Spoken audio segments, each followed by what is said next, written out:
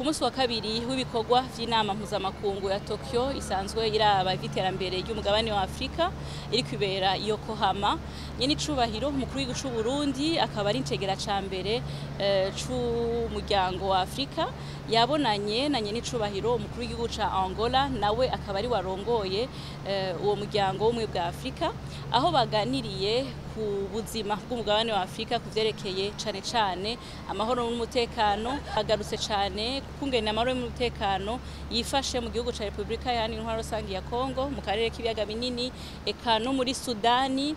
aho babiyaga basubira guhanahana ivyumviro kuko biyemeje bose kwitanga batiziganya kugira ngo amahoro n'umutekano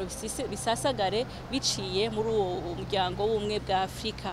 Kuri ico kibazo c'amahoro n'umutekano nyene icubahiro umukuru w'igihugu c'u Burundi akaba ari nawe intumwa idasanzwe y'umukuru w'igihugu wa Angola, ariwe arongoye umuryango w'umwe bwa Afrika, yaboneye akaryo ko kumuha icegeranyo caho agejeje ibikorwa yamushinze, aho mbere nyene icubahiro Evariste Ndayishimiye amaze kuvugana n'amakuru y'ibihugu vyo muri Sahel uko ari bitatu mu ntumbero yo kurabira hamwe ingene ivyo bihugu vyosubira gutsimbataza amahoro n'umutekano. Umukuru w'igihugu ca Angola yongeye kandi kumukeza, aranamwibutsa yuko afise icizere gikomeye muri we kuko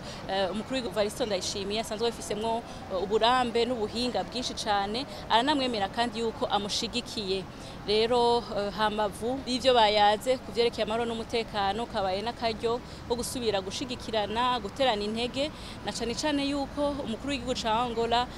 nawe nyene ari warongoye inama ya TICAD ari kumwe n'umushikiranganje wa mbere w'Ubuyapani, aho yashoboye guha nyene icubahiro umukuru w'igihugu c'u Burundi nawe ngo arongore inama ya mbere